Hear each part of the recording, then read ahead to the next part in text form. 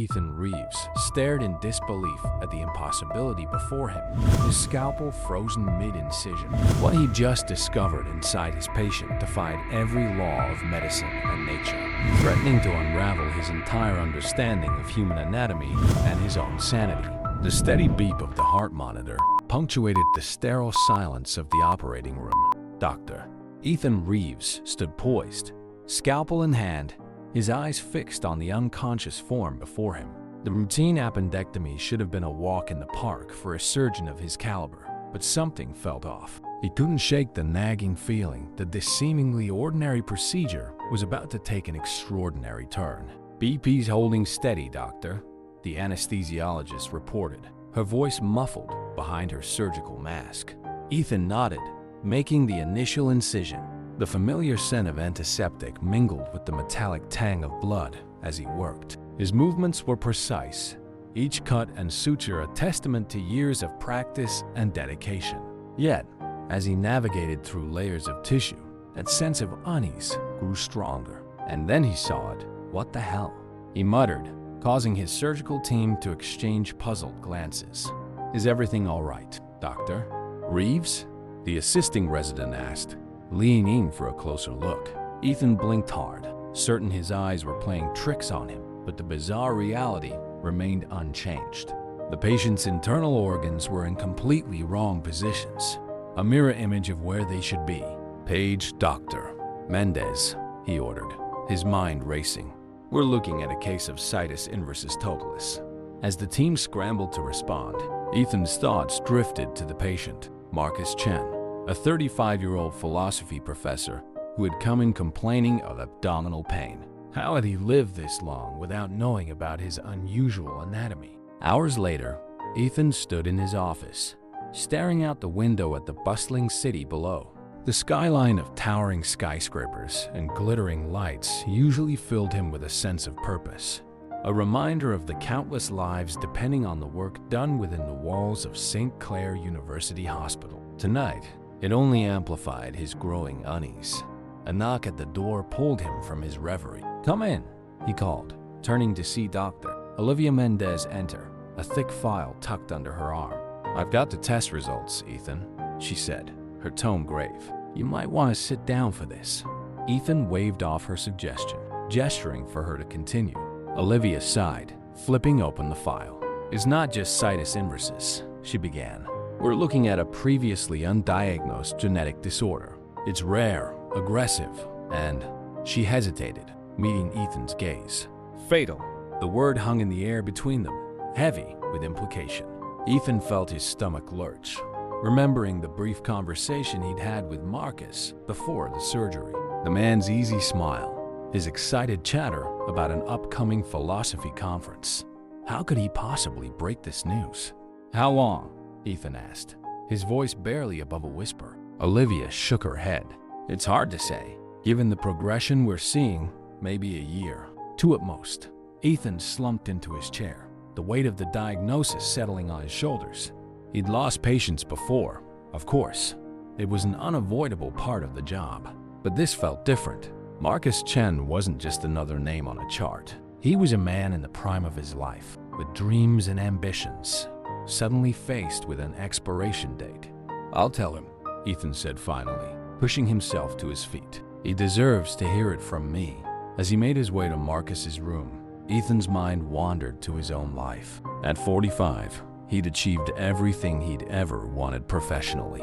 He was at the top of his field, respected by his peers, with a string of accolades to his name. But personally, his life was a wasteland of missed opportunities and broken relationships. His ex-wife's words from their last argument echoed in his mind. You're married to this hospital, Ethan. There's no room for anyone else in you. And his daughter, Sarah. God, when was the last time he'd had a real conversation with her? She was 16 now, practically a stranger. The thought sent a pang of regret through his chest. Approaching Marcus's room, Ethan paused, taking a deep breath to compose himself. Through the window, he could see Marcus sitting up in bed, engrossed in a book. The sight made Ethan's task feel even more daunting. He knocked softly before entering. Marcus looked up, his face breaking into a warm smile. Dr. Reeves, I was hoping you'd stop by. I have so many questions about this situs inversus thing. Did you know there are philosophical implications to having a mirror image body? I'm thinking of writing a paper on it. Ethan felt his throat tighten. How could he extinguish this man's enthusiasm, his zest for life? But he had to. It was his duty. Marcus, he began, pulling up a chair beside the bed. There's something we need to discuss. As Ethan explained the situation, he watched the light fade from Marcus's eyes, replaced by a mix of disbelief, fear, and sorrow. The philosopher's usual eloquence abandoned him, leaving him speechless in the face of his own mortality. A year? Marcus finally managed, his voice cracking. 2 at most? Ethan nodded solemnly. I'm so sorry, Marcus. We'll explore every option, every experimental treatment. I promise you, we won't give up.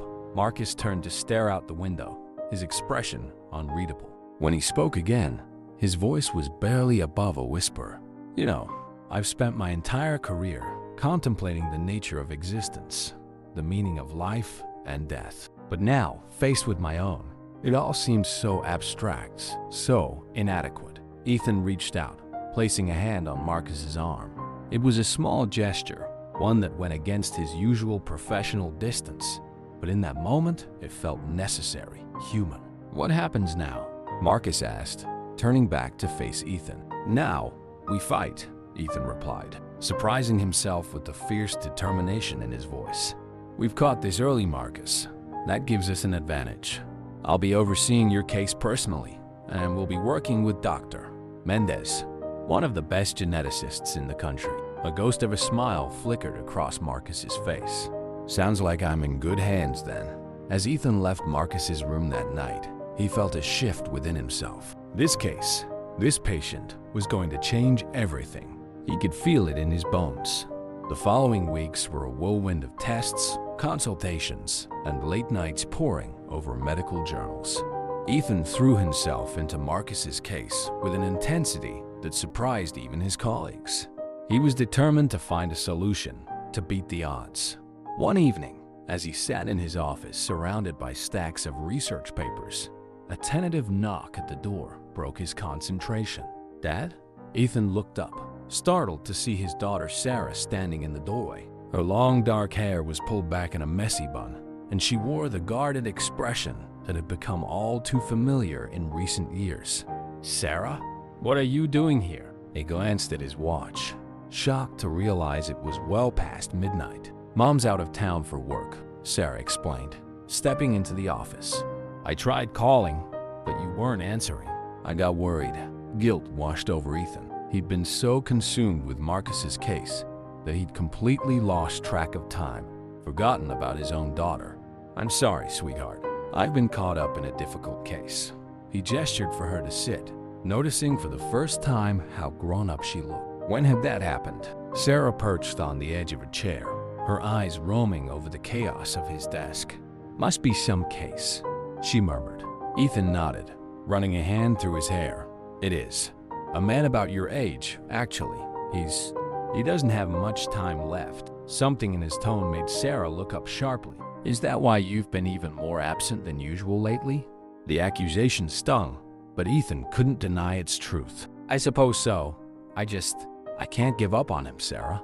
I have to find a way to help. Sarah was quiet for a moment, studying her father. When she spoke again, her voice was softer. You know, Dad, it's okay to care, to let cases affect you.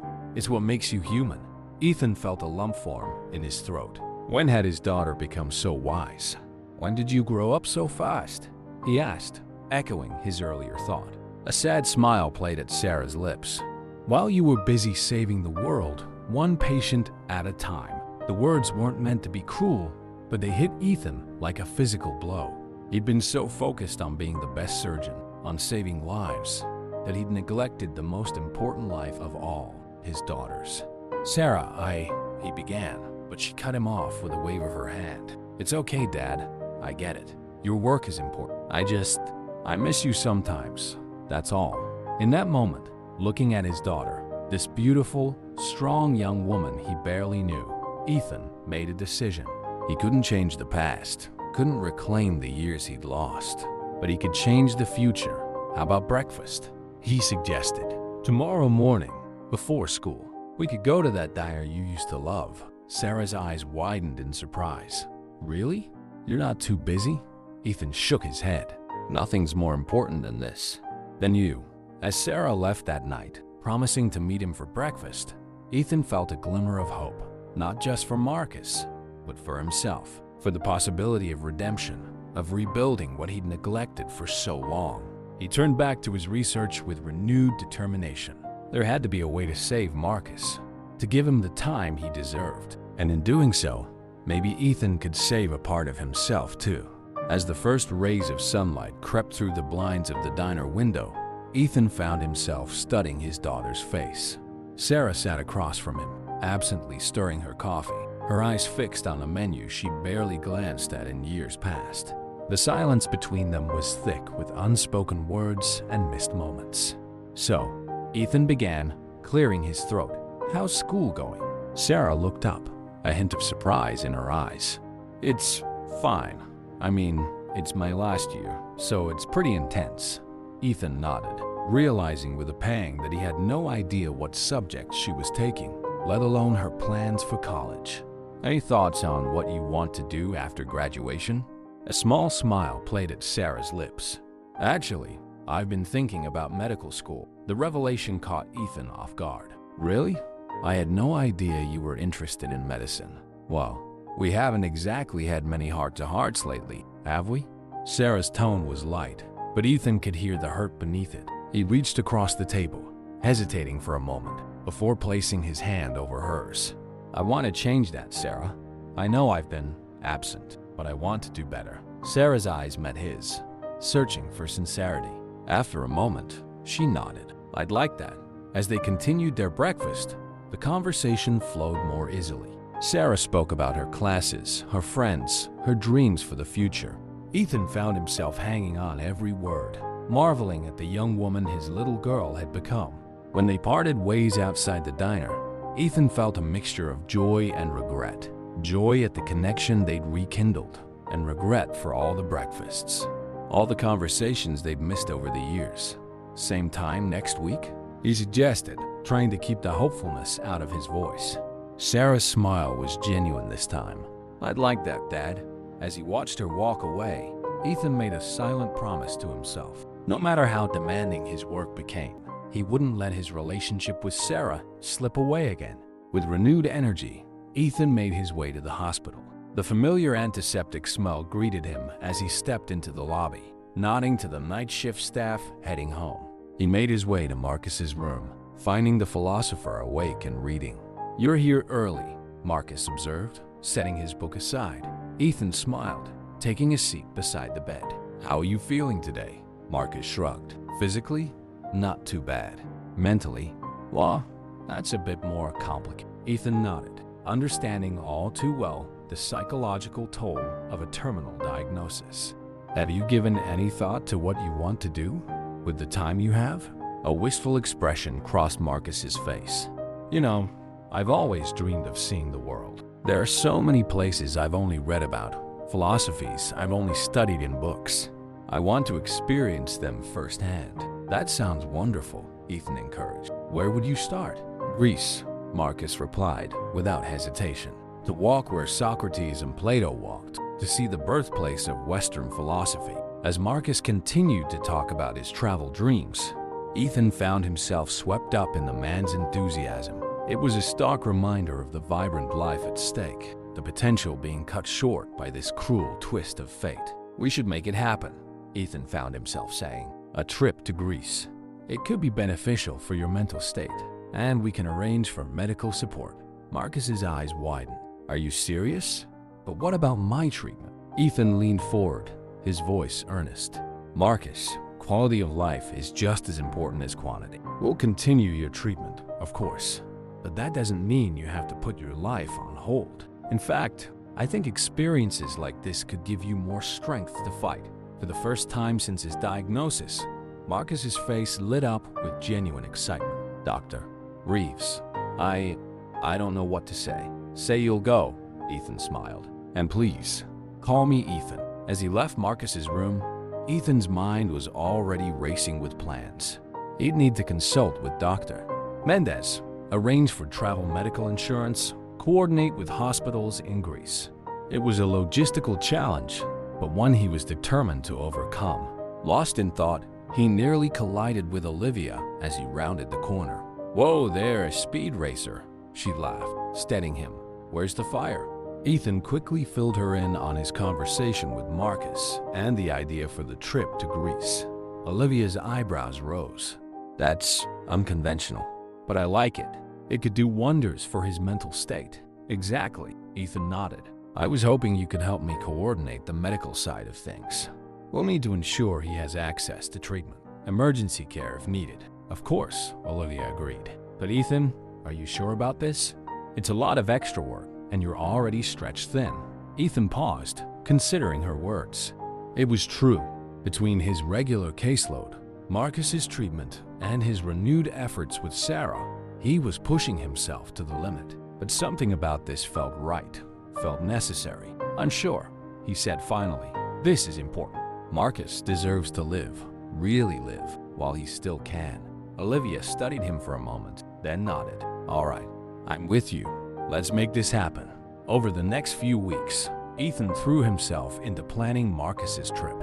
He coordinated with hospitals in Athens, arranged for a traveling nurse, and even brushed up on his own rusty Greek, all while maintaining his regular duties and his weekly breakfast with Sarah.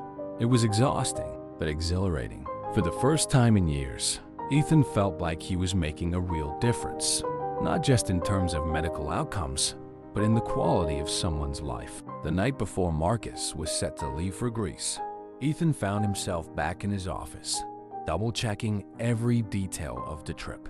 A soft knock at the door pulled him from his concentration. "Burning the midnight oil again?" Sarah asked, leaning against the doorframe. Ethan smiled, gesturing for her to come in. "Just making sure everything's perfect for Marcus's trip." Single quotes. Sarah perched on the edge of his desk, picking up a brochure for the Acropolis. "You know, it's kind of amazing what you're doing for him. It's just part of the job," Ethan shrugged. Sarah shook her head. "No, it's not. Most doctors wouldn't go to these lengths. You're giving him something priceless, Dad. Hope, adventure, a chance to really live before he dies." Ethan felt a lump form in his throat at his daughter's words. "I suppose I am. It's inspired me, you know," Sarah continued, "watching you with Marcus, seeing how much you care. It's one of the reasons I want to go into medicine." Ethan looked up sharply. "Really?" Sarah nodded. "Yeah, I want to make a difference like that. To not just treat patients, but to really see them as people, to help them live, not just survive." In that moment, looking at his daughter, Ethan felt a surge of pride so strong it nearly overwhelmed him. "Sarah, I'm so proud of you. And if medicine is what you want to pursue, I'll support you every step of the way." Sarah's smile was radiant. "Thanks, Dad. That means a lot." As they sat there, father and daughter, surrounded by travel brochures and medical files, Ethan felt a sense of peace wash over him. He wasn't perfect, far from it, but he was trying, learning, growing. And maybe, just maybe, that was enough. The next morning, as he watched Marcus board the plane to Greece, a mixture of excitement and apprehension on his face, Ethan felt a renewed sense of purpose. This wasn't just about saving lives anymore. It was about making those lives worth living. As the plane took off, soaring into the clear blue sky, Ethan made a silent promise. To Marcus, to Sarah, to himself. He would continue to push boundaries, to go above and beyond. Not just as a doctor, but as a human being. The journey ahead would be challenging, full of ups and downs. But for the first time in a long time, Ethan felt ready to face it head on. The Athens sun beat down mercilessly as Ethan stepped out of the taxi, squinting against the glare. He'd taken an impromptu flight to Greece, driven by a growing unease about Marcus's condition.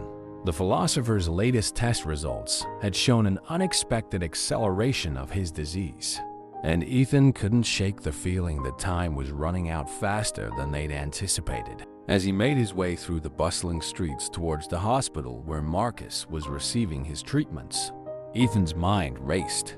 He'd left Sarah a hasty voicemail explaining his sudden departure, promising to make it up to her when he returned. The guilt gnawed at him, but he pushed it aside. Right now, Marcus needed him. The hospital was a stark contrast to the ancient city outside, all gleaming surfaces and modern efficiency. Ethan found Marcus's room easily, pausing outside to gather himself before entering. "Ethan?"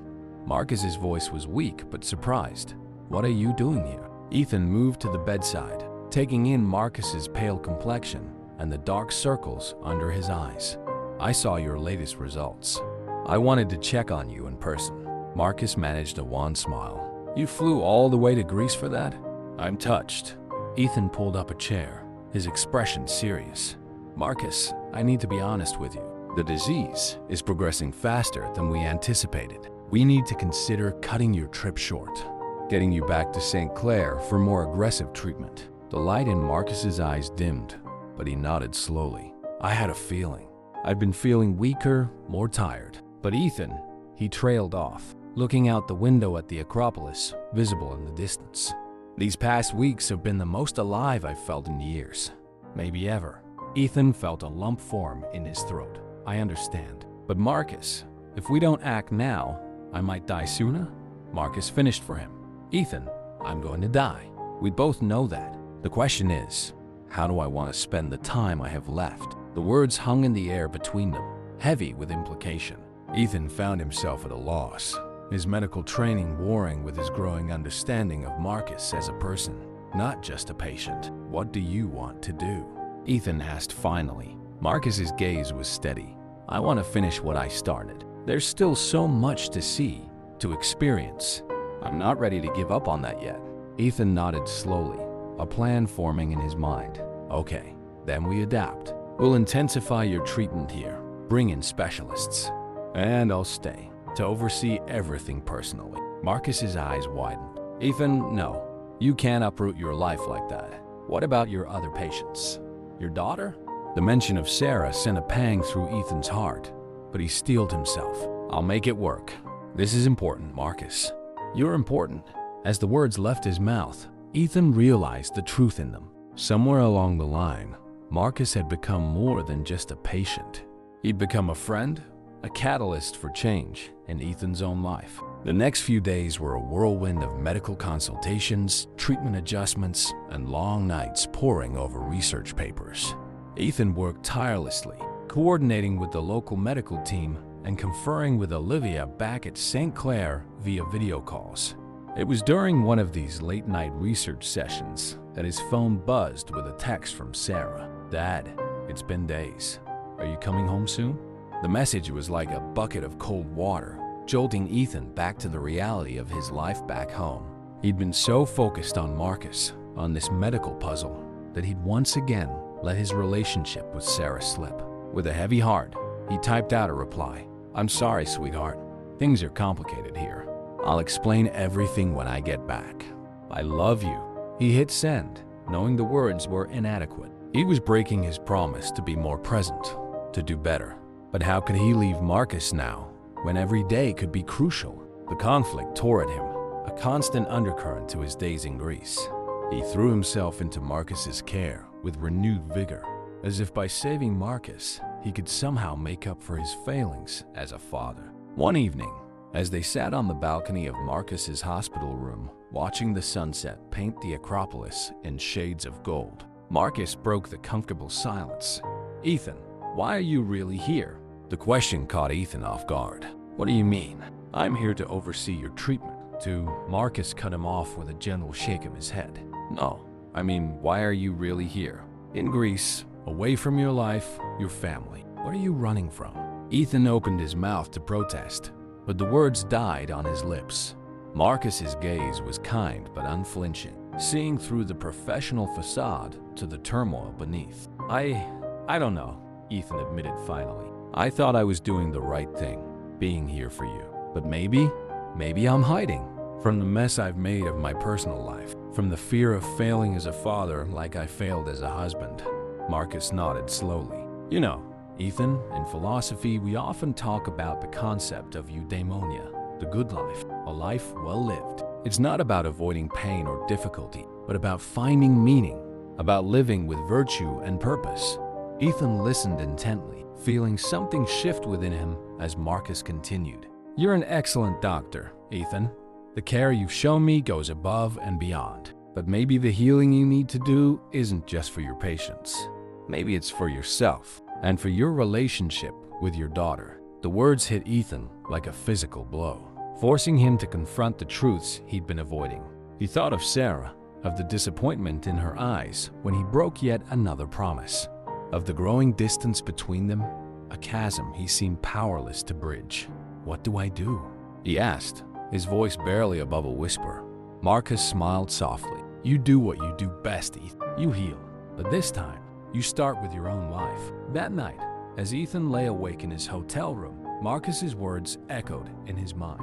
He thought of Sarah, of the years he'd missed, of the relationship he longed to rebuild. And he thought of Marcus, of the courage and grace with which he faced his mortality. With a sudden clarity, Ethan realized what he needed to do. He couldn't change the past, couldn't reclaim the lost years, but he could change the future. He could be there for Sarah, really be there, while also honoring his commitment to Marcus. The next morning, Ethan made 2 phone calls. The first was to Sarah, asking her to join him in Greece.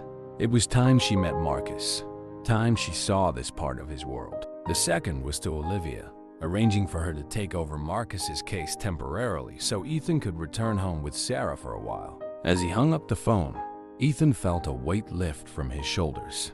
He wasn't abandoning Marcus. He was finding a balance, a way to be there for both the people who had come to mean so much to him. When he shared his plan with Marcus, the philosopher's face lit up with a smile. "Ethan, that's wonderful. I can't wait to meet Sarah.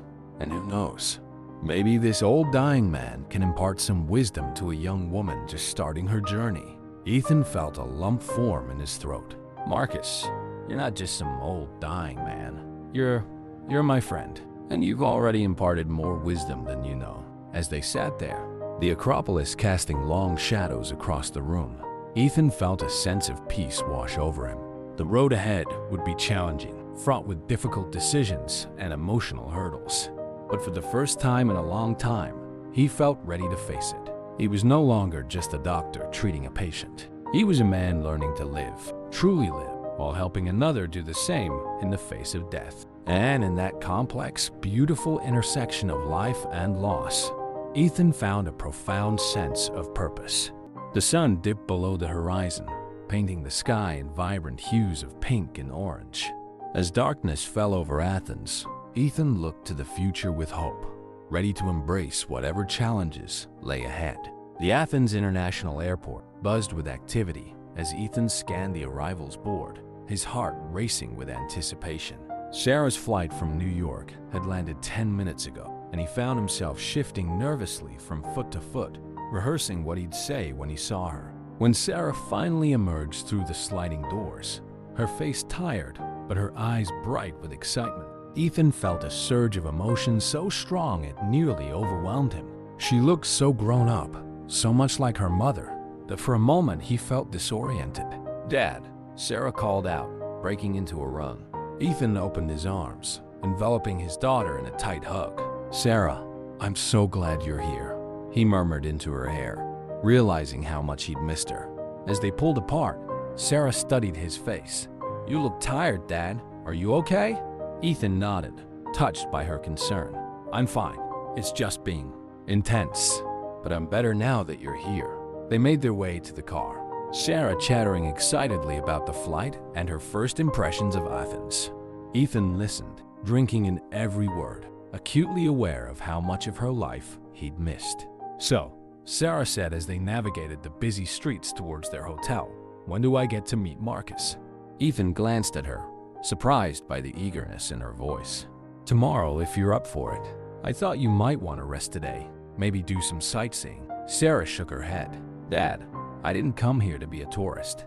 I came to see you, to understand what's been keeping you here, and to meet the man who's become so important to you." Her words struck Ethan, reminding him once again of the perceptive, mature young woman his daughter had become. "All right," he agreed. "We'll go see Marcus this afternoon." As they approached the hospital, Ethan felt a strange mix of excitement and apprehension. He talked about Sarah to Marcus and about Marcus to Sarah, but bringing these two important parts of his life together felt momentous.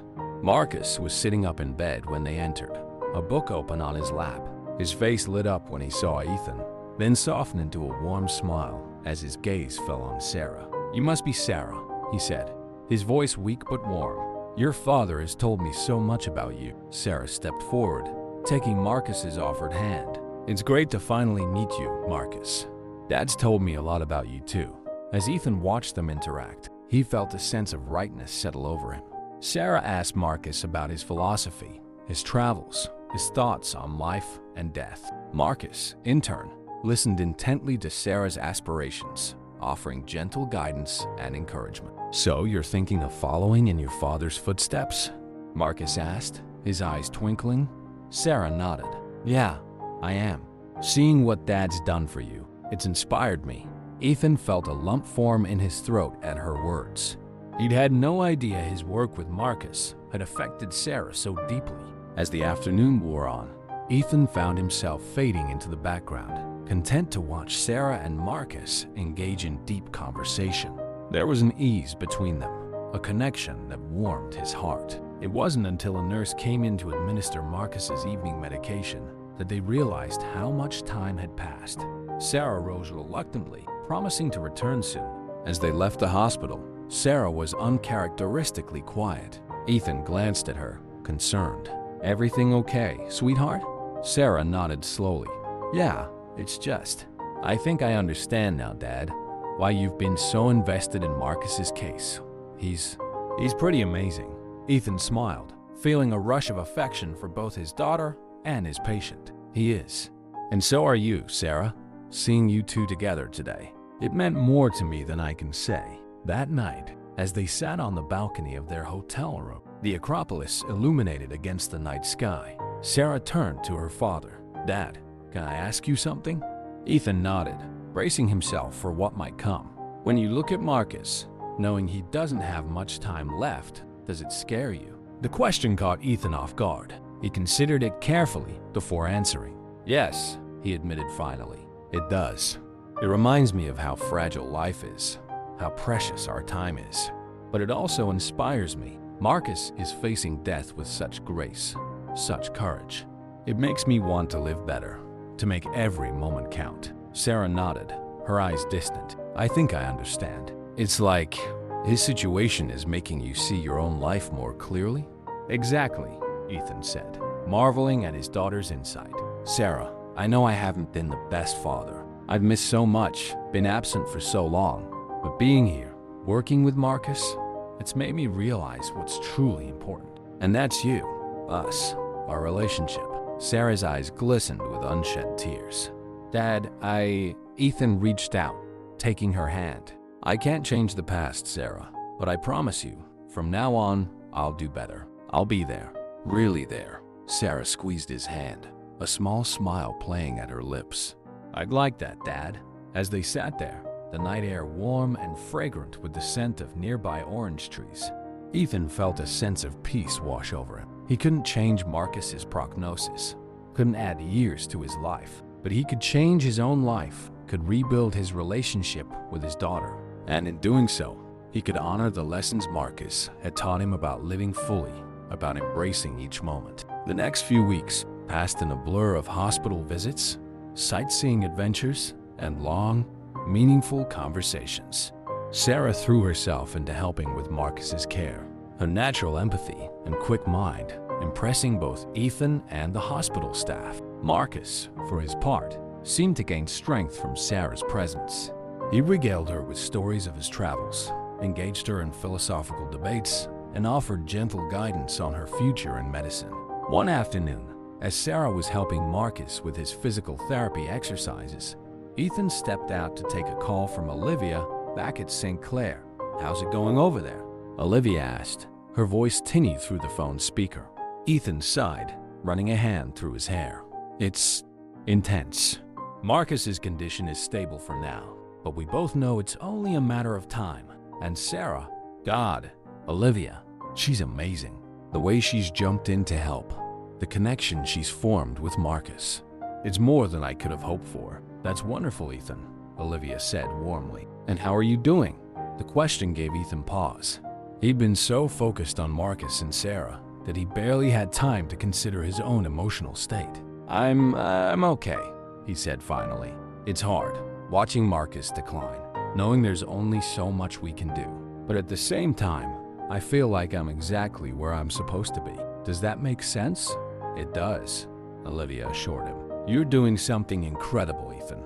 For Marcus, for Sarah, and for yourself. As Ethan ended the call and turned back towards Marcus's room, he paused in the doorway, taking in the scene before him. Sarah was laughing at something Marcus had said, her head thrown back in genuine mirth. Marcus, despite his obvious fatigue, was smiling broadly, his eyes twinkling with life. In that moment, Ethan felt a profound sense of gratitude wash over him. Despite the sadness of Marcus's situation, despite the years he'd lost with Sarah, he was here now, witnessing this beautiful connection between two people who meant so much to him. As he stepped into the room, both Sarah and Marcus looked up, their smiles widening to include him. And Ethan knew, with absolute certainty, that whatever challenges lay ahead, they would face them together. The sun was setting over Athens, painting the sky in brilliant hues of orange and pink. From Marcus's hospital room, the Acropolis stood silhouetted against this spectacular backdrop, a timeless monument to human achievement and perseverance. Ethan stood by the window, lost in thought, as Sarah helped Marcus settle back into bed after his therapy session. The philosopher's condition had been steadily declining over the past week, each day a little weaker than the last. Yet his spirit remained undiminished, his mind as sharp as ever. Penny for your thoughts, doctor? Marcus's voice, though weak, carried its usual hint of amusement. Ethan turned, offering a small smile. Just thinking about time, he admitted. How quickly it passes. How precious it is.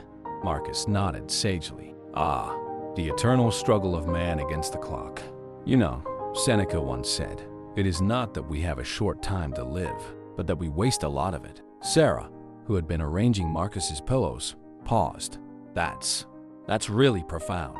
Indeed it is, Marcus agreed. And it's something I've been thinking about a lot lately. Ethan, Sarah, come sit with me for a moment. There's something I want to say to both of you. Ethan and Sarah exchanged a glance before taking seats on either side of Marcus's bed. The philosopher took a deep breath, gathering his strength. I want you both to know how much these past weeks have meant to me. Ethan, your dedication, your willingness to go above and beyond for a patient. It's rare and beautiful. And Sarah, your kindness, your curiosity, your eagerness to learn and help. It's been a joy to get to know you. Ethan felt a lump form in his throat, while Sarah blinked rapidly, fighting back tears. Marcus continued, his voice growing stronger with conviction. But more than that, I want you to know that you've given me a gift. The gift of seeing a relationship heal, of watching a father and daughter reconnect. It's been life-affirming, even in the face of death. Ethan reached out, grasping Marcus's hand. Marcus, we're the ones who should be thanking you. You've taught us so much about living, about what really matters. Sarah nodded in agreement, her voice thick with emotion. You've changed our lives, Marcus. You've changed my dad's life, and in doing so, you've changed mine. Single quotes, Marcus smiled, his eyes shining with unshed tears. Then I can go knowing I've left something worthwhile behind. But I want you both to promise me something. Anything. Ethan and Sarah said in unison. Live, Marcus said simply. Really live. Don't waste time on regrets or what-ifs. Embrace each moment, each opportunity to connect, to love, to make a difference. That's the true measure of a life well lived. As the last rays of sunlight faded from the sky, casting the room in a soft, golden glow, Ethan felt a profound shift within himself. He looked at Sarah, saw the determination in her eyes, and knew she felt it too. They were being given a second chance, an opportunity to rebuild what had been lost.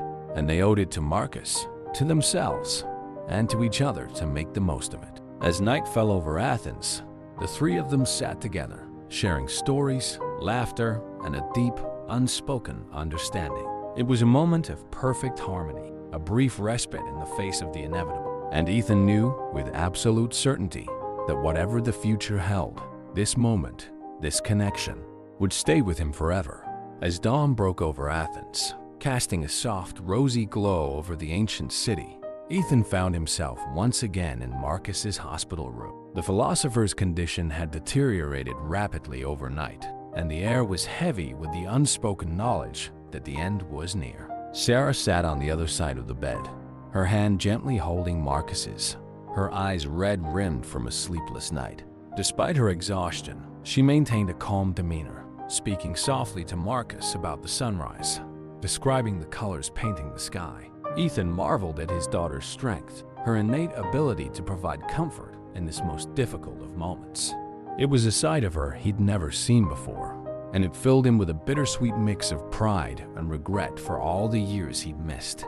Marcus drifted in and out of consciousness, his breathing labored but his face peaceful. In his lucid moments, he would squeeze Sarah's hand or offer a weak smile to Ethan, silent gestures of gratitude and farewell. As the morning wore on, a palpable shift occurred in the room. Marcus's breathing became more erratic, and Ethan knew, with the certainty born of years of medical experience, that the end was imminent. "Sarah," he said softly, "I think it's time." Sarah nodded, her eyes filling with tears she'd been holding back for hours. She leaned in close to Marcus, whispering words of comfort and gratitude. Ethan moved to the other side of the bed, placing his hand on Marcus's shoulder. "It's okay, Marcus," he said, his voice thick with emotion. "You can rest now. We're here with you." Marcus's eyes fluttered open one last time, focusing first on Sarah, then on Ethan. A small smile played at his lips, and with a final soft exhale, he was gone. The silence that followed was profound, broken only by Sarah's quiet sobs. Ethan moved around the bed, drawing his daughter into a tight embrace. They stood like that for a long moment, sharing their grief, finding solace in each other's presence. As Ethan held his daughter, he felt a complex mix of emotions wash over him. Sorrow for the loss of Marcus, gratitude for the time they'd had with him, and a deep, abiding love for Sarah. In this moment of profound loss, he felt more connected to her than he had in years.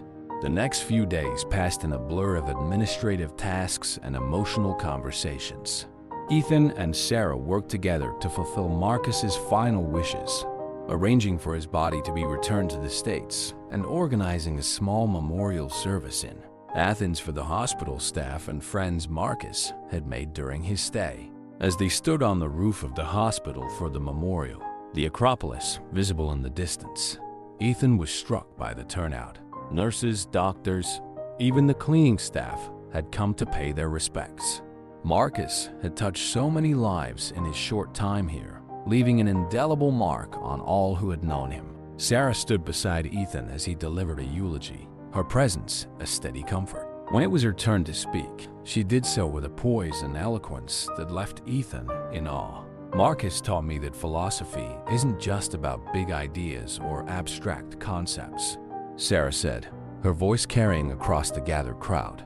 "It's about how we live our lives, how we treat each other, how we face our own mortality. He showed me what it means to live fully, even in the face of death. And for that, I will be forever grateful." As the memorial concluded and people began to disperse, offering condolences and sharing memories of Marcus, Ethan found himself overwhelmed by a sense of purpose. Marcus's death, while painful, had catalyzed something in him, a determination to live up to the philosopher's final words. Later that evening, as Ethan and Sarah sat on the balcony of their hotel room, the lights of Athens twinkling below them, Sarah broke the comfortable silence. "Dad," she began hesitantly, "what happens now?" Ethan turned to her, seeing the uncertainty in her eyes. "What do you mean, sweetheart?" Sarah sighed, fidgeting with the hem of her shirt. "I mean, with us, with everything. We came here because of Marcus, and now..." She trailed off, unable to finish the thought. Ethan reached out, taking her hand in his. "Now we honor his memory by living, Sarah. Really living, like he told us to." He paused, gathering his thoughts before continuing. "I know I've made a lot of mistakes, been absent when you needed me, but being here, Seeing you with Marcus, it showed me what I've been missing. I want to do better, to be the father you deserve." Sarah's eyes welled with tears, but she managed a small smile. "I'd like that, Dad. But how? You have your work at St. Clair, and I have school." Ethan nodded, having given this much thought over the past few days. "I've been thinking about that. What if we stayed in Greece a bit longer?" Sarah's eyes widened in surprise. "What? But what about your job?" "I've talked to the hospital administration," Ethan explained. "They've agreed to extend my leave. I can do some consulting work remotely, but for the most part, I'd be free to spend time with you. We could travel, see the places Marcus told us about, and when we get back, I promise things will be different. I'll make time for you, be there for you." Sarah was quiet for a long moment, processing his words. When she finally spoke, her voice was barely above a whisper. "You'd do that? For me?" Ethan felt his heart constrict at the hint of disbelief in her voice, a painful reminder of how often he'd let her down in the past. "Of course I would, Sarah. You're the most important thing in my life. I'm sorry it took me so long to realize that, but I promise you, I'm not going to waste any more time." Sarah launched herself into his arms, hugging him tightly. "Thank you, Dad," she murmured into his shoulder. "I love you. I love you too, sweetheart," Ethan replied, holding her close. "More than you could ever know."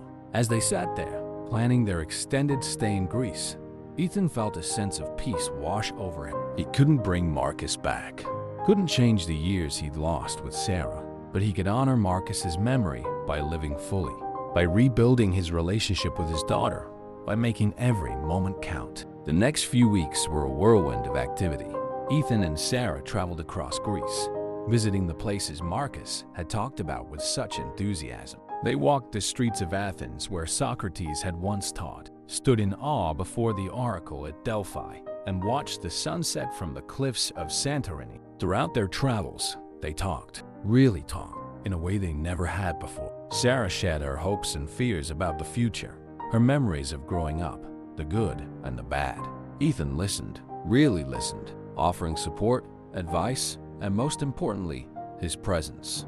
In turn, Ethan opened up about his own life. He told Sarah about the pressures of his job, the mistakes he'd made in his marriage, his regrets about not being there for her. It wasn't always easy, and there were moments of tension and tears. But with each conversation, each shared experience, they grew closer. One evening, as they sat on a beach in Crete, watching the stars come out over the Mediterranean, Sarah turned to her father. "Dad," she began, her voice thoughtful. "I've been thinking about what I want to do after high school." Ethan nodded encouragingly, remembering their conversation about medical school, and Sarah took a deep breath. "I still want to go into medicine, but I think I want to take a gap year first. Maybe do some volunteer work, travel a bit more. I want to experience life, really experience it, before I commit to med school." Ethan felt a surge of pride at his daughter's words. "Sarah, that sounds like a wonderful idea. If that's what you want to do, I'll support you every step of the way." Sarah's face lit up with a smile. "Really? You're okay with me not going straight to college?" Ethan nodded, smiling back. "More than okay. I think it's a great idea. Marcus would approve, I think. Living life to the fullest, gaining experiences that will make you a better doctor in the long run." As they sat there, planning Sarah's gap year adventures, Ethan felt a profound sense of gratitude for Marcus, whose life and death had brought them to this point, for Sarah, whose strength and resilience never ceased to amaze him, and for this second chance he'd been given to be the father he should have been all along. The stars twinkled overhead, a vast canvas of possibilities stretching out before them, and Ethan knew with absolute certainty that whatever the future held, they would face it together. As their time in Greece drew to a close, Ethan and Sarah found themselves back in Athens, standing before the Acropolis. The ancient structure loomed before them, a testament to human achievement and the passage of time. "It's funny," Sarah mused, her eyes on the Parthenon, "how something so old can make you think about the future." Ethan nodded, understanding exactly what she meant. "It puts things in perspective, doesn't it? Makes you realize how short our time really is, and how important it is to make it count." Sarah turned to her father, her expression serious. "Dad, I want you to know, these past weeks, they've meant everything to me. I feel like I've gotten to know you in a way I never did before." Ethan felt a lump form in his throat. "Me too, Sarah. And I want you to know, this isn't just a vacation thing. When we get back home, I promise you, things will be different. I'll be there for you, really there." Sarah smiled, linking her arm through his. "I know, Dad. I believe you." As they stood there, father and daughter, looking out over the city where their lives had changed so profoundly, Ethan felt a sense of peace wash over him. He thought of Marcus, of the lessons the philosopher had taught them about living fully, about embracing each moment, and he silently vowed to honor that legacy, to live each day with purpose and love, to never again take for granted the precious gift of time with his daughter. The sun began to set, casting a golden glow over the ancient stones of the Acropolis. And as the day drew to a close, Ethan and Sarah turned towards their future, ready to face whatever it might bring together. As their plane touched down at JFK Airport, Ethan felt a mixture of emotions wash over him. There was a tinge of sadness at leaving Greece, where he and Sarah had formed so many powerful memories. But there was also a sense of anticipation, a readiness to face the challenges that lay ahead, and to put into practice all they had learned. Sarah stirred beside him, blinking away the remnants of sleep. "We're home," she murmured, a note of surprise in her voice, as if she'd half expected their time in Greece to go on forever. Ethan nodded, giving her hand a gentle squeeze. "We are, but remember, this is just the beginning." As they made their way through customs and collected their luggage, Ethan couldn't help but notice how different everything felt. The bustling airport, with its harsh fluorescent lights and hurried passengers, seemed a world away from the sun-drenched streets of Athens. Yet he felt a new sense of purpose, a determination to bring the lessons of their time in Greece into their everyday lives. The drive home was filled with a comfortable silence, both of them lost in thought. As they pulled up to Sarah's mother's house, where she had been living, Ethan felt a pang of regret. This was usually where he would drop Sarah off and head back to his own apartment, back to his solitary life focused on work. But not this time. "Dad?" Sarah's voice was hesitant as she unbuckled her seatbelt. "Would you like to come in for a while? Mom's not home, but I could make us some coffee." Ethan smiled, feeling a warmth spread through his chest. "I'd love that, sweetheart." Inside, as Sarah busied herself with the coffee, Ethan took in the familiar yet somehow foreign surroundings. Photos of Sarah at various ages adorned the walls, a visual timeline of the years he'd missed. He paused before a recent photo, taken at Sarah's high school graduation. The smile on her face was bright, but he could see now what he'd missed then, a hint of sadness in her eyes, perhaps at his absence from the event. "I was pretty upset that day." Sarah's voice came from behind him. She handed him a steaming mug of coffee, her eyes on the photo. "I kept hoping you'd show up, even though I knew you were in surgery." Ethan felt a lump form in his throat. "Sarah, I'm so sorry. I should have been there." Sarah shook her head, a small smile playing at her lips. "It's okay, Dad. I understand now why your work was so important. And after seeing you with Marcus, I get it. But I'm glad things are going to be different now." They settled on the couch, the conversation flowing easily between them. Sarah shared her ideas for her gap year, volunteering at a clinic in South America, maybe spending some time in India. Ethan listened attentively, offering suggestions and support. As the evening wore on, Ethan realized with a start that hours had passed. He'd never spent this much uninterrupted time with Sarah before, and the realization filled him with both joy and regret. "I should probably get going," he said reluctantly, glancing at his watch. "You must be exhausted from the trip." Sarah nodded, but there was a hint of disappointment in her eyes. "Yeah, I guess so. But maybe we could have dinner tomorrow, if you're not too busy?" Ethan smiled, remembering his promise to himself and to Sarah. "I'm never too busy for you. Not anymore. Dinner sounds perfect. Why don't you come over to my place? I'll cook." Sarah's eyebrows shot up in surprise. "You cook?" Ethan chuckled. "Well, I'm a bit out of practice, but I used to be pretty good. It's time I dusted off those skills." As he drove home that night, Ethan felt a sense of lightness he hadn't experienced in years. The weight of missed opportunities and regrets that had been his constant companion for so long seemed to have lifted, replaced by a quiet determination to do better, to be better. The next few weeks were a period of adjustment for both Ethan and Sarah. True to his word, Ethan made a conscious effort to be more present in Sarah's life. He rearranged his schedule at the hospital, delegating more responsibilities to his team to free up his evenings and weekends. Their dinner at Ethan's apartment became a weekly tradition. At first, there were moments of awkwardness, both of them unsure how to navigate this new dynamic. But as the weeks passed, they fell into a comfortable rhythm. Sarah would arrive with groceries, and they would cook together, laughing over Ethan's culinary mishaps and sharing stories about their week. One evening, as they sat on Ethan's balcony after dinner, Sarah broached a subject that had been on her mind. "Dad," she began, her voice hesitant, "I've been thinking about Marcus a lot lately." Ethan nodded, feeling a familiar pang of sadness at the mention of his former patient and friend. "Me too, sweetheart. What about him?" Sarah was quiet for a moment, gathering her thoughts. "It's just, he had such an impact on both of us in such a short time. I keep thinking about what he said, about really living, about making every moment count. And I wonder, are we doing that? Are we honoring his memory the way we should be?" Ethan considered her words carefully. "I think we are, Sarah. Maybe not in grand, dramatic ways, but in the small, everyday choices we make.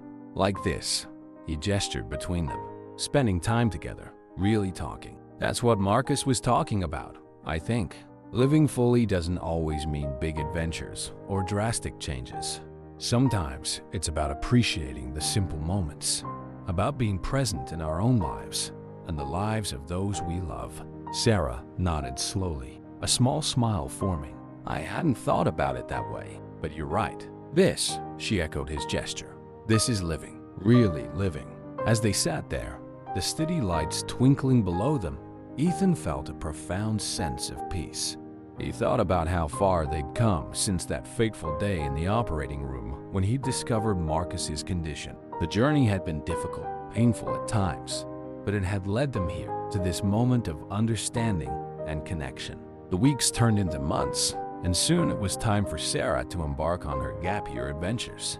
Ethan stood with her at the airport, a lump in his throat as he prepared to say goodbye. "You have everything you need?" he asked for what felt like the 100th time. "Your passport, your travel insurance documents?" Sarah laughed, pulling him into a tight hug.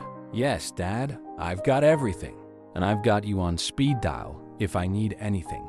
Ethan hugged her back, marveling at how grown-up she seemed. "I'm so proud of you, Sarah, for doing this, for following your heart." Marcus would be proud too. Sarah pulled back, her eyes shining with unshed tears. "Thanks, Dad, for everything, for supporting me in this, for changing. I love you.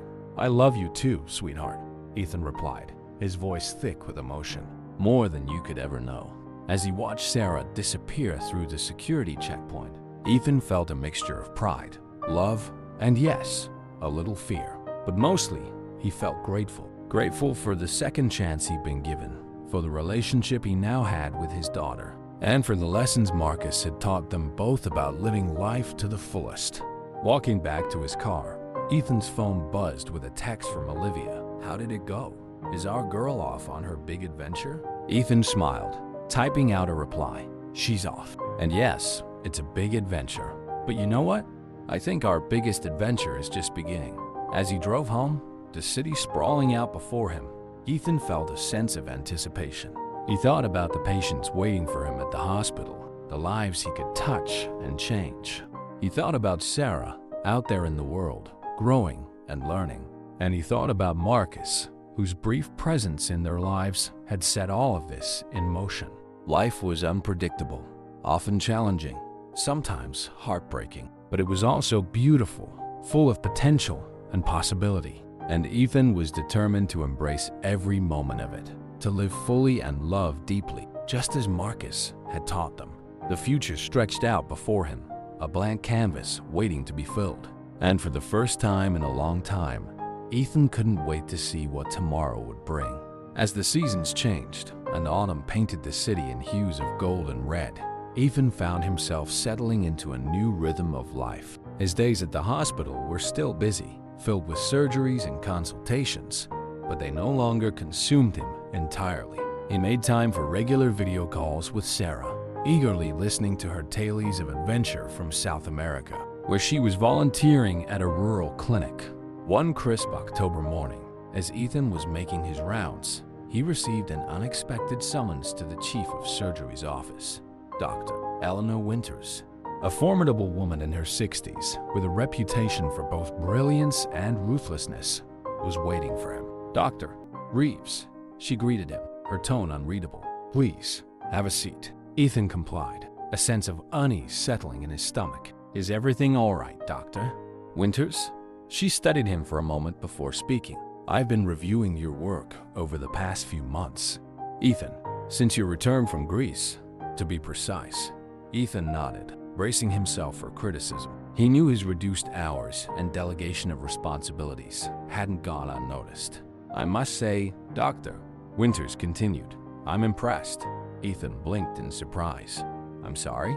A small smile played at the corners of Dr. Winters' mouth. "You've always been an excellent surgeon, Ethan, but lately there's been a change in you. Your patient outcomes have improved. Your staff reports higher satisfaction, and you seem, well, more human."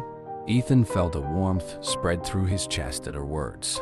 "Thank you, Dr. Winters. I've been trying to find a better balance in my life." She nodded approvingly. "It shows, and it's why I'm offering you a new position. Single quotes." Ethan leaned forward, intrigued. "What kind of position?" "We're starting a new mentorship program for young doctors," Dr. Winters explained, "teaching them not just surgical skills, but how to balance their professional and personal lives, how to connect with patients on a human level. I want you to head it up." Ethan was stunned. This was an incredible opportunity, a chance to shape the next generation of doctors, to pass on the lessons he'd learned from Marcus and his journey with Sarah. I don't know what to say," he stammered. Dr. Winters smiled, a rare sight that transformed her usually stern face. "Say yes, Ethan. This program needs someone like you, someone who understands the importance of both medical excellence and human connection." Ethan took a deep breath, feeling a sense of excitement and purpose wash over him. "Yes," he said firmly. "I'd be honored to take on this role." As he left Dr. Winters' office, Ethan's mind was racing with possibilities. He couldn't wait to share the news with Sarah, to hear her thoughts on the program. He pulled out his phone, quickly typing out a message to set up a video call for that evening. Later that night, as Sarah's face appeared on his laptop screen, Ethan felt the familiar surge of joy and pride he always experienced when seeing his daughter. "Dad," Sarah exclaimed, her face glowing despite the grainy video quality. "You look excited. What's up?" Ethan couldn't contain his smile as he shared the news about the mentorship program. Sarah listened intently, her eyes shining with pride and excitement. "Dad, that's amazing," she said when he finished. "It's perfect for you. You'll be able to help so many young doctors. Teach them what you've learned." Ethan nodded, feeling a lump form in his throat. "I just wish Marcus could see this. He's the reason for all of it, really." Sarah's expression softened. "He can see it, Dad. Maybe not literally, but his impact lives on through you, through what you're doing. And now it'll live on through all the doctors you mentor." Ethan marveled at his daughter's wisdom, feeling a surge of gratitude for the relationship they now shared. "You're right, sweetheart. Thank you for that perspective." They talked for a while longer, Sarah sharing stories about the clinic where she was volunteering, the patients she was meeting, the challenges and rewards of the work. Ethan listened attentively, offering advice when asked, but mostly just reveling in his daughter's passion and growth. As they were about to end the call, Sarah hesitated, a hint of nervousness crossing her face. "Dad, there's something I wanted to talk to you about." Ethan leaned closer to the screen, concerned. "What is it, Sarah? Is everything okay?" She nodded quickly. "Everything's fine. It's just, I've been thinking a lot about my future, about medical school, and I've made a decision." Ethan held his breath, waiting for her to continue.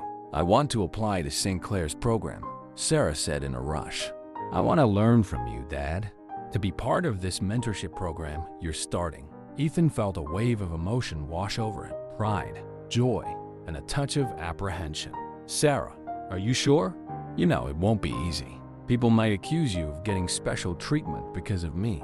Sarah's jaw set in a determined line that reminded Ethan so much of her mother. "I know, Dad, but I'm ready for that. I want to earn my place, to prove myself. And I can't think of a better place to do that than at St. Clair. Learning from you and being part of this new program." Ethan felt tears prick at the corners of his eyes.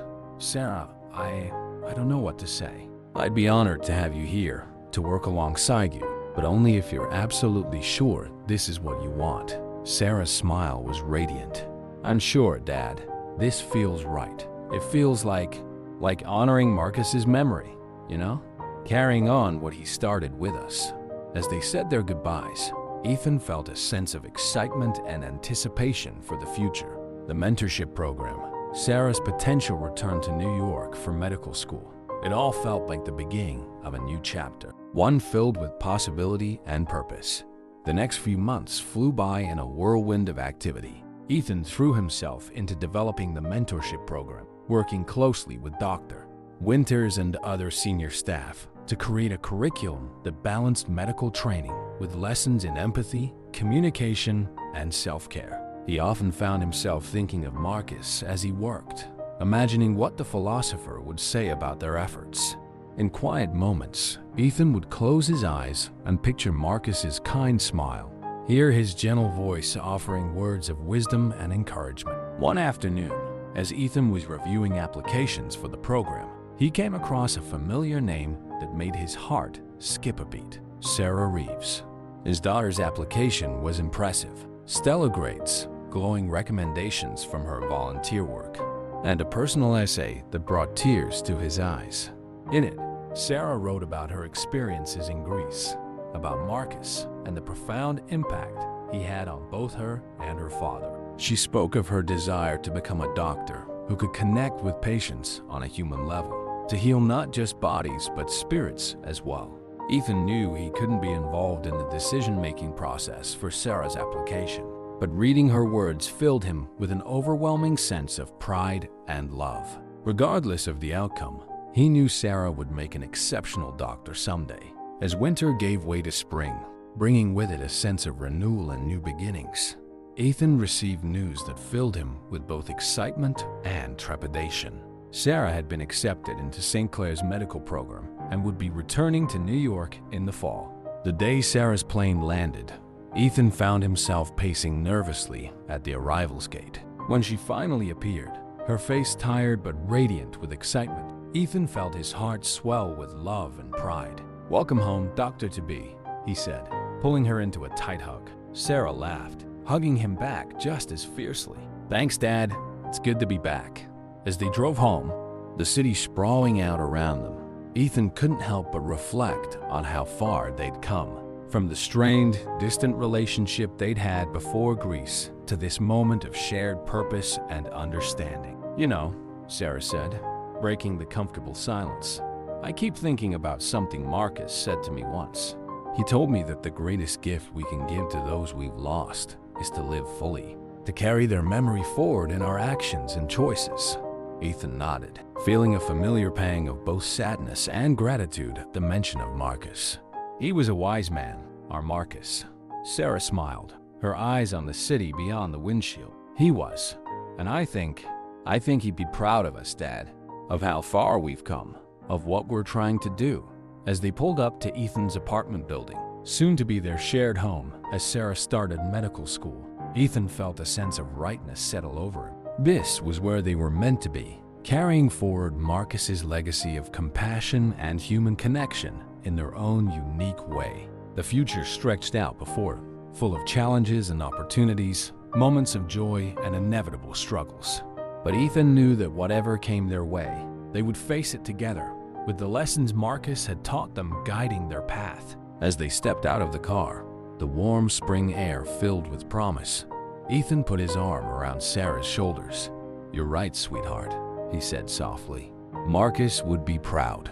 And so am I, so very proud." As summer faded into autumn, the halls of St. Clair Hospital buzzed with the energy of a new academic year. Ethan found himself at the center of it all, overseeing the launch of the mentorship program while balancing his surgical duties and his role as a father to a first-year medical student. The first day of the program arrived, and Ethan stood before a room full of eager young faces, including Sarah's.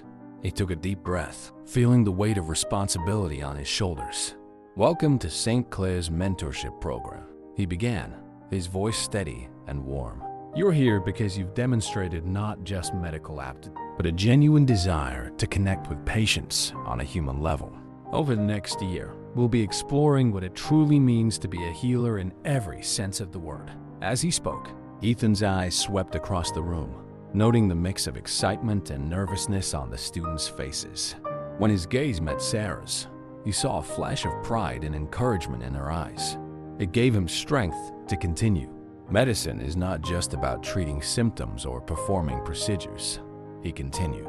"It's about understanding the person behind the patient, about recognizing the impact our words and actions can have on someone's life. It's about finding balance between professional dedication and personal well-being."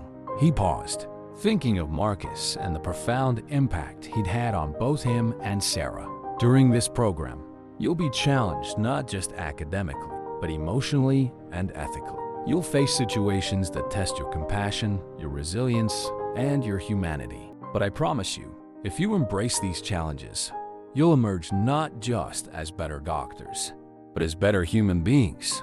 As the session progressed, Ethan guided the students through discussions and exercises designed to promote empathy and self-reflection. He watched with pride as Sarah participated actively, her insights often sparking deeper conversations among her peers. After the session, as the students filed out, Sarah lingered behind. "That was amazing, Dad," she said, her eyes shining. "The way you connected with everyone, how you made us really think about what it means to be a doctor.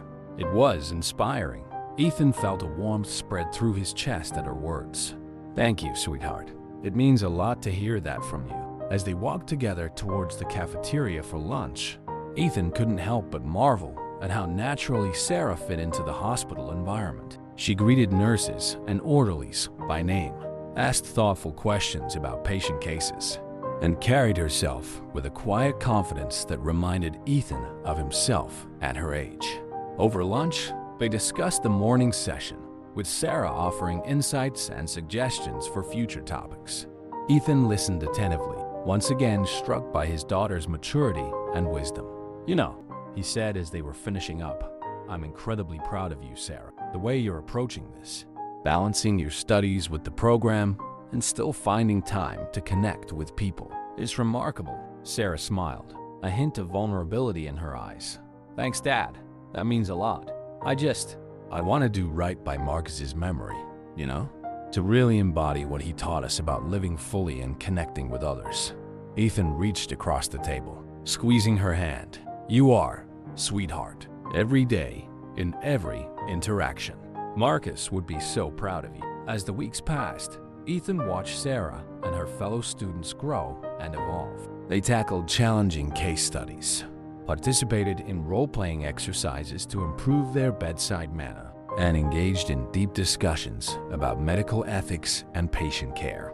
One crisp October morning, Ethan decided to introduce a new element to the program. He gathered the students in the hospital's small auditorium, a sense of anticipation in the air. "Today," he began, "we're going to do something a little different. I want each of you to share a personal story, a moment in your life that shaped your decision to become a doctor, or that you think will influence the kind of doctor you'll be." You could see a mix of excitement and apprehension on the students' faces.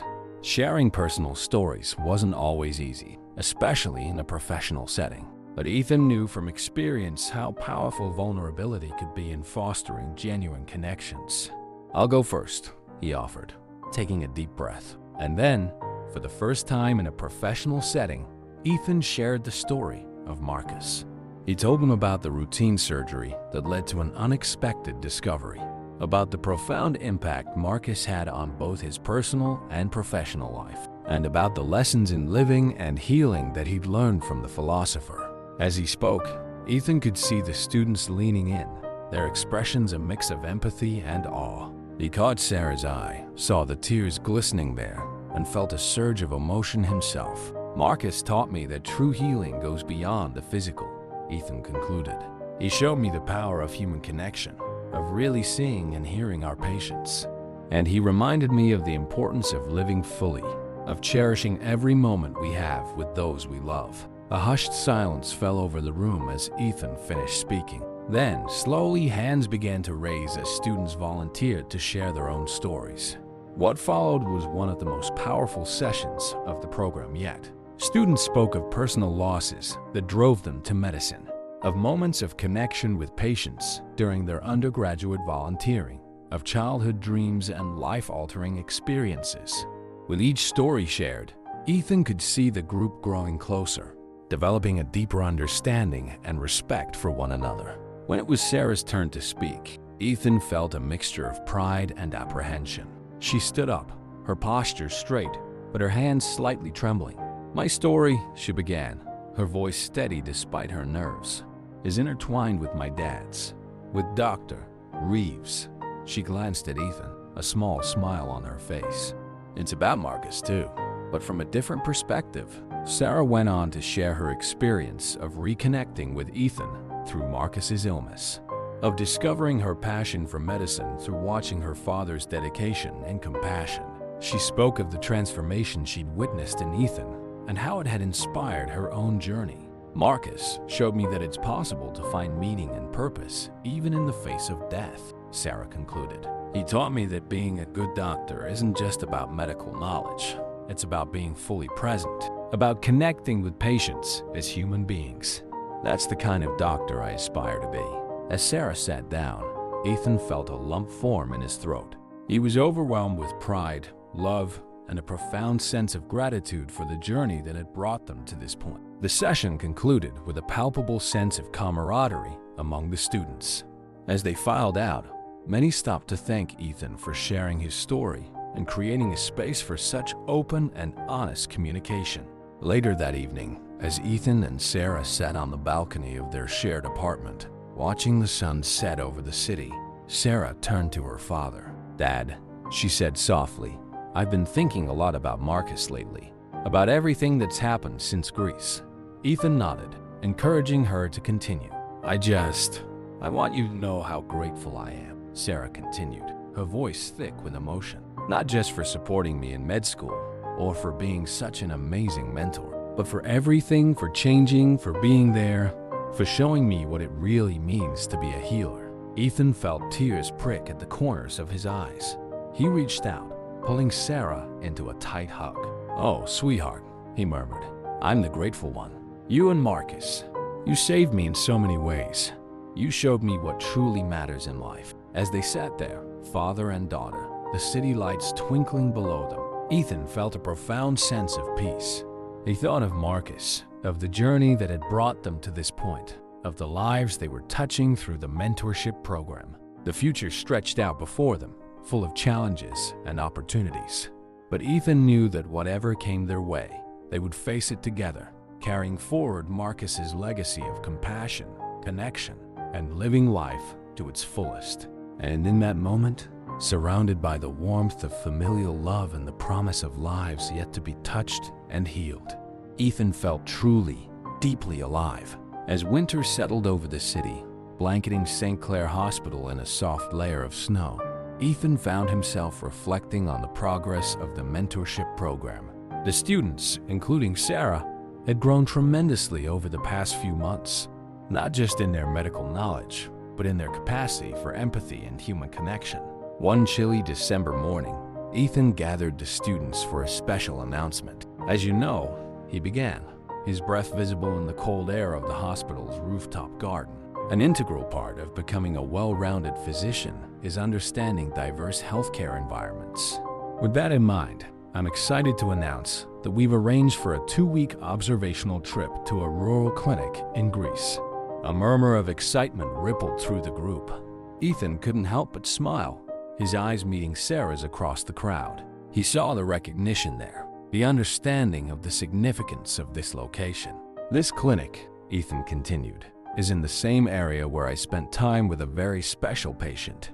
The one I've told you about, Marcus, you will have the opportunity to observe and assist in a setting very different from St. Clair, to see firsthand the challenges and rewards of practicing medicine in a resource-limited environment. As the students dispersed, chattering excitedly about the upcoming trip, Sarah approached Ethan.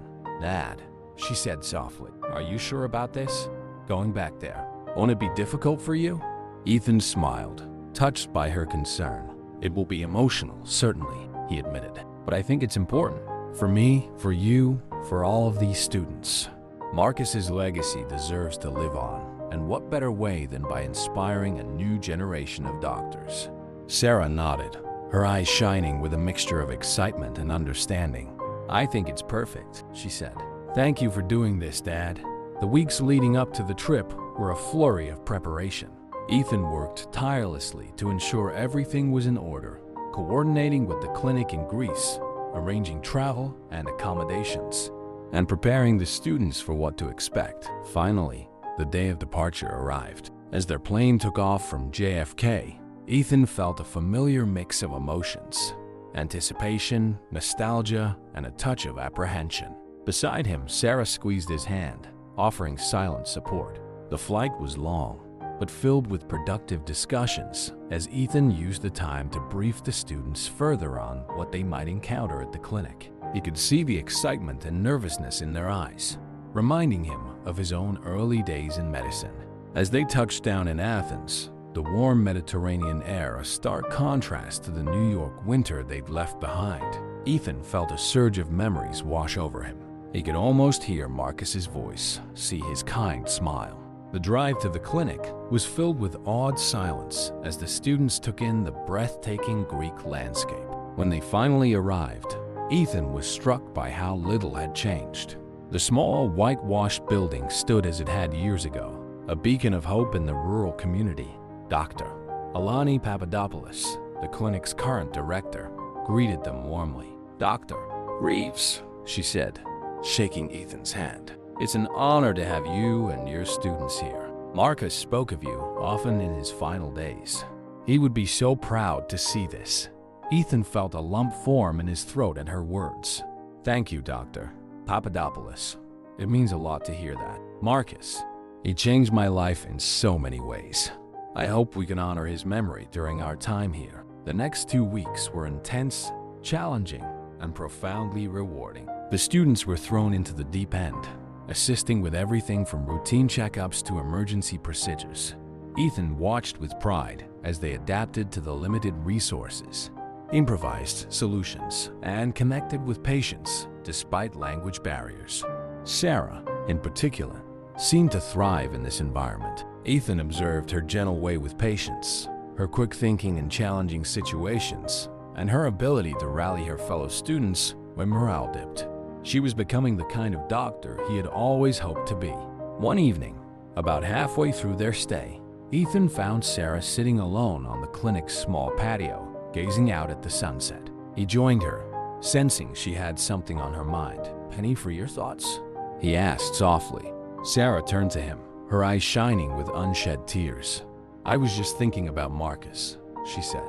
"Being here, seeing where he spent his final days, it's made everything so much more real. I can feel his presence everywhere." Ethan nodded, understanding completely. "I know what you mean. It's like he's here with us, guiding us." Sarah was quiet for a moment before speaking again. "Dad, I want to thank you, not just for this trip, but for everything. For showing me what it truly means to be a healer. I understand now, in a way I never did before, why you were so dedicated to your work. And I understand the importance of balance, of connection. I wouldn't be the person or the doctor in training I am today without you and Marcus." Ethan felt his own eyes well up with tears. He pulled Sarah into a tight hug, overwhelmed with love and pride. "Oh, sweetheart," he murmured. "You have no idea how much that means to me. You've taught me so much too, you know? Your compassion, your resilience. You make me want to be a better doctor and a better man every day." As they sat there, father and daughter, watching the sun dip below the horizon, Ethan felt a profound sense of peace.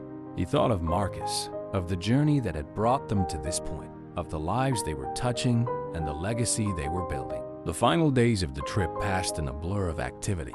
The students made the most of every moment, absorbing knowledge, honing their skills, and forming deep connections with the clinic staff and patients. On their last evening, Ethan gathered everyone for a final reflection session. They sat in a circle on the clinic's roof, the star-filled Greek sky stretching endlessly above them. "I want each of you," Ethan began, "to share one thing you've learned during our time here, something that you'll carry with you as you continue your journey in medicine." The responses were thoughtful and heartfelt. Students spoke of newfound appreciation for resourcefulness, of deeper understanding of the doctor-patient relationship, of renewed passion for their chosen path. When it was Sarah's turn, she took a deep breath before speaking. "What I've learned," she said, her voice steady and clear, "is the true meaning of healing. It's not just about treating symptoms or performing procedures. It's about seeing the whole person, about being present in their pain and their joy. It's about finding hope in the darkest moments and celebrating every small victory. That's the kind of doctor I want to be." Ethan felt his heart swell with pride at Sarah's words. As he looked around at the circle of young, passionate faces, he knew that Marcus's legacy was in good hands. These students, with their combination of medical knowledge and deep empathy, would go on to touch countless lives.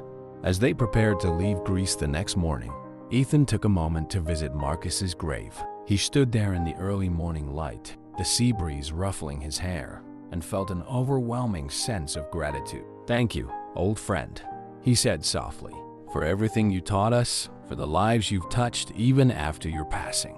We'll carry your legacy forward, I promise you that." On the flight back to New York, as the students chattered excitedly about their experiences and plans for the future, Ethan found himself filled with a renewed sense of purpose. He knew that the road ahead would have its challenges, but he was ready to face them.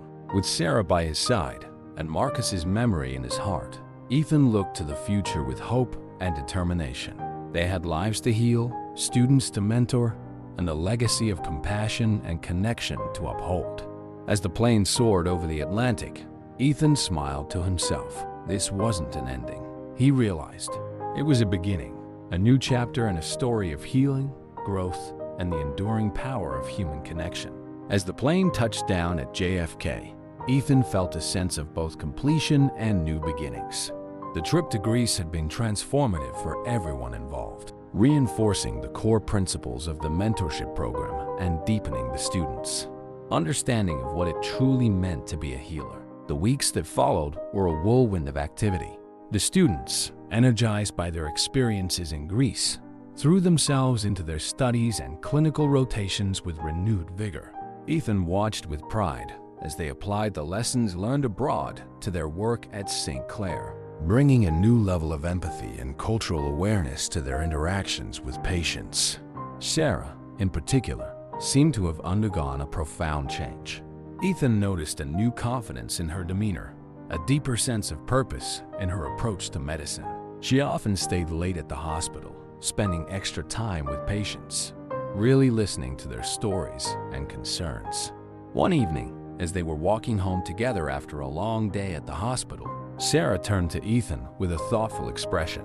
"Dad," she began, "I've been thinking a lot about the future, about the kind of doctor I want to be." Ethan nodded encouragingly. "And what have you concluded?" Sarah took a deep breath. "I want to specialize in palliative care," she said, her voice firm with conviction. "I know it's not the most glamorous field or the highest paying, but after everything we've been through with Marcus, after what we saw in Greece, I feel like it's where I can make the biggest difference." Ethan felt a surge of pride and emotion at her words. "Sarah, that's wonderful. Palliative care is such an important and often overlooked field. And you're right, it's where you can really apply everything you've learned about empathy and human connection." Sarah smiled, relief evident in her eyes. "I'm glad you understand. I was worried you might be disappointed that I'm not choosing a more high-profile specialty." Ethan stopped walking, turning to face his daughter fully. "Sarah, listen to me. I could never be disappointed in you, especially not for choosing a path that aligns so perfectly with your values and strengths. I'm incredibly proud of you, and I know Marcus would be too." They hugged right there on the sidewalk. oblivious to the curious glances of passersby. As they continued their walk home, Ethan felt a renewed sense of purpose. Sarah's decision had sparked an idea, one that had been brewing in the back of his mind since their return from Greece. The next morning, Ethan requested a meeting with Dr. Winters. As he sat across from her, he felt a mixture of excitement and nervousness.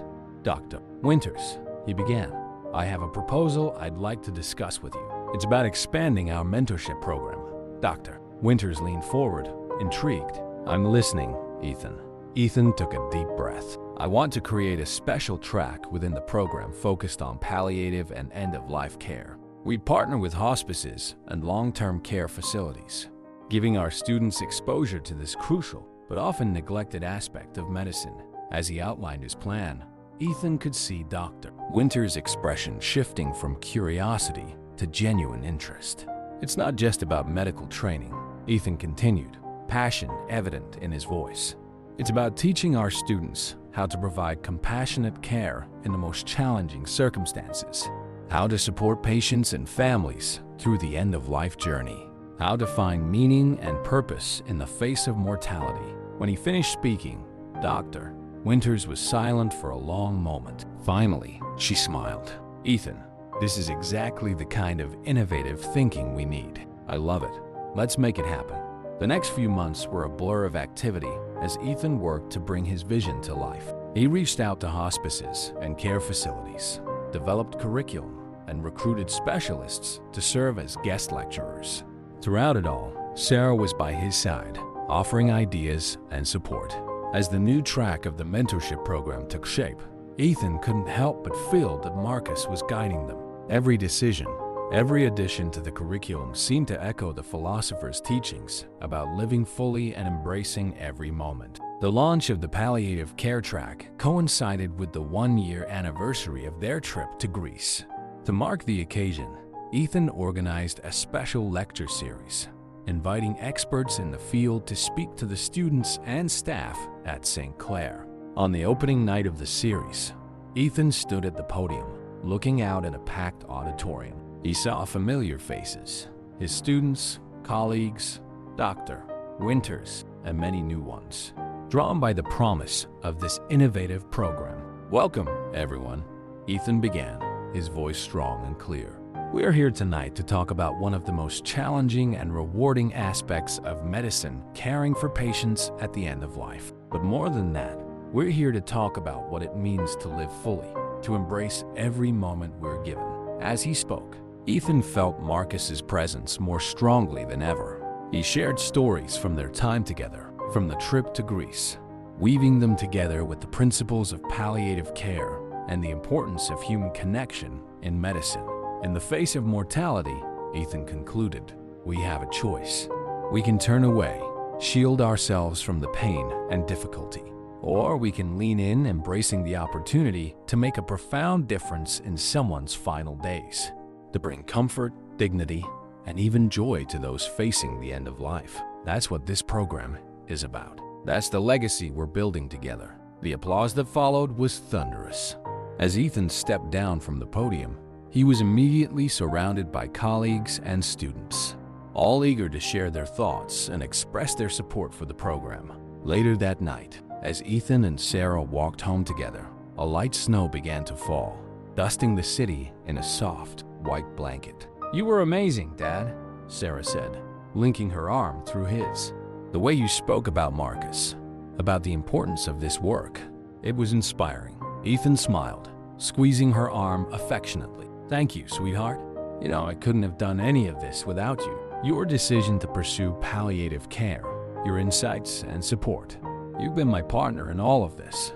They walked in comfortable silence for a while, the snow crunching softly beneath their feet. As they approached their apartment building, Sarah spoke again. "Dad, do you think Marcus would be proud of what we've accomplished?" Ethan stopped walking, turning to face his daughter. He saw in her eyes the same mixture of hope and vulnerability he felt in his own heart.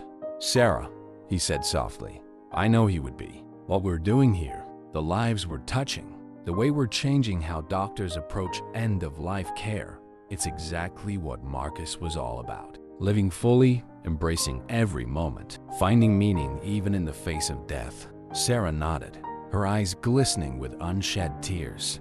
I just wish he could see it, you know?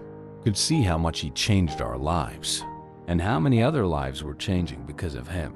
Ethan pulled her into a hug, feeling his own eyes well up. He sees it, sweetheart. Maybe not in the way we'd like, but his spirit, his teachings, they're in everything we do.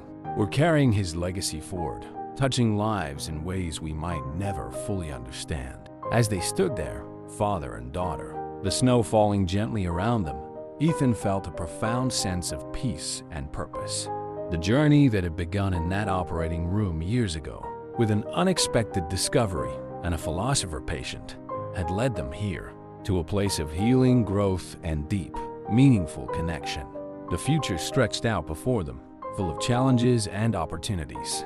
There would be difficult days ahead, moments of doubt and struggle, but Ethan knew that with Sarah by his side, with Marcus's memory in their hearts, and with the commitment to genuine, compassionate care that they'd fostered in their students, they were ready to face whatever came their way. As they entered their apartment, shaking off the snow and settling in for the evening, Ethan felt a warmth that had nothing to do with the heating system. It was the warmth of knowing that they were part of something bigger than themselves, something that would continue to grow and touch lives long after they were gone. In that moment, surrounded by the comfortable clutter of their shared home, with the city lights twinkling beyond the windows and the promise of tomorrow's challenges and triumphs ahead, Ethan realized a profound truth. This work, this connection, this ongoing journey of growth and healing, this was what it meant to truly live.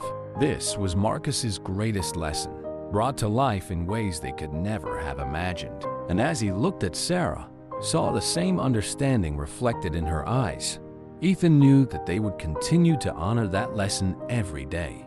In every patient they treated, every student they mentored, every life they touched. The story that had begun with an unexpected discovery in an operating room was far from over. In fact, in many ways, it was just beginning. If you enjoyed this story, we'd love for you to support us by leaving a like and subscribing to our Slices of Life channel. We'd also love to hear from you in the comments. Which city are you talking about? It's very rewarding for us to provide our followers with an enjoyable moment. We appreciate the unconditional support you show us in every story. Blessings!